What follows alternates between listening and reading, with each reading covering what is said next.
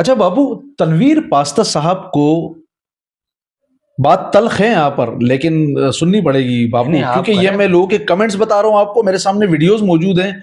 लोग कह रहे हैं कि तनवीर पास्ता साहब को कातिल कह रहे हैं, और वो कह रहे हैं कि इस वाक़े के जिम्मेदार वो हैं 100%, और उन पर एफआईआर भी कटनी चाहिए, उनका मुआवजा करना चाहिए, और उनको सलाखों के पीछे होना चाहिए। अच्छा, क्यों होना चाहिए? तनवीर पास्ता का क्या कसूर है? ये आप लोग वीडियोस बना रहे हैं, मैं तो कमेंट बता रहा हूँ बापू लोगों के। नहीं, मेरी बात सुने। देखिए, जी। तनवीर पास्ता का कसूर ये कि वो जिस दिन से आग लगी उस दिन से खड़ा हुआ है, लवाकिन के साथ खड़ा हुआ है, जो शहीद हुए उनके साथ खड़ा हुआ है। तनवीर पास्ता जिन लोगों का माल जला उनके साथ खड़ा हुआ है। तनवीर पास्ता एक स्वीपर से लेकर जो वर्कर, जो हेल्पर काम करता था, उसको रात दिन जवाब दे रहा है। ये तनवीर पास्ता का कसूर है।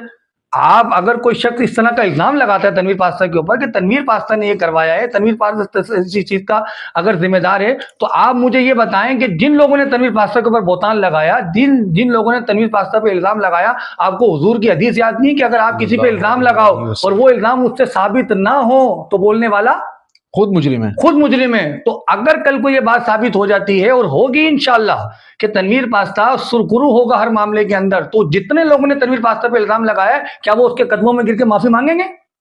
अल्लाह नहीं। मैं तो तनवीर पास्ता तो माफ नहीं करेगा। अच्छा अच्छा अच्छा, ठीक है बापू, मैं कहता हूं कि मेरे सामने एक वीडियो गुजरी जिसमें लोग कह रहे हैं कि तनवीर पास्ता उस पहले कोई मॉल है मिलेनियम मॉल के करीब, कौन सा मॉल है वो आरजे मॉल है, उससे तनवीर पास्ता उसके भी सदर हैं, और इसके भी ऐसा कुछ भी नहीं है। ये आग लगी है, तनवीर पास्ता लोग ये बना रहे हैं वीडियो, आरजे हेवन एक लोगों की बातें और कमेंट्स मौजूद है इस तनवीर पर। Pasta RJ builder end developer के डायरेक्टर हैं।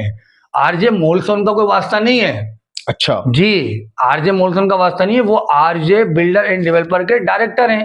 पास्ता बिल्डर एंड डेवलपर के खुद रुए रवा है।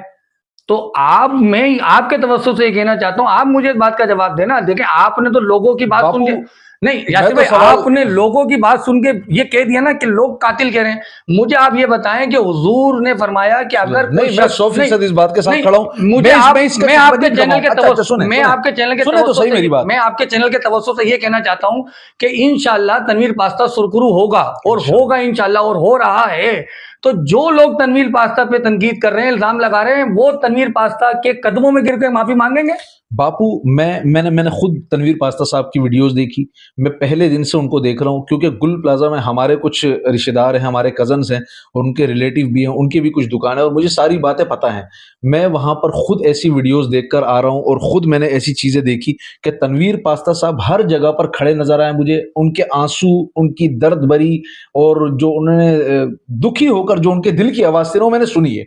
तो मैं इसका गवाह हूं। मैं तो ये कहता हूं कि ये सब इल्जामात है, और जब तक किसी पर साबित ना हो ना, किसी पर आपने इल्जाम लगाया, तो फिर इस्लाम में उसकी सजा क्या है, और फिर अल्लाह क्या, उसका क्या जुर्म है, और हुजूर सल्लल्लाहु अलैहि वसल्लम की उसके लिए वईदे क्या है, तो इंसान फिर उसका खुद को मुस्तहिक समझे। मैं तो इमाम बिन हंबल की वही बात कहता हूँ, ये तो हशर को मालूम कि जीता कौन और हारा कौन। और इंशाअल्लाह आप आने वाले चंद महीनों में, चंद सालों में, सादात से हैं, और मैं तो आपकी जुबान पर आपके साथ खड़ा हूँ। जी जी, आप इस बात के चश्मदीद गवाह है, हमें वो नहीं पता जो आपने देखा।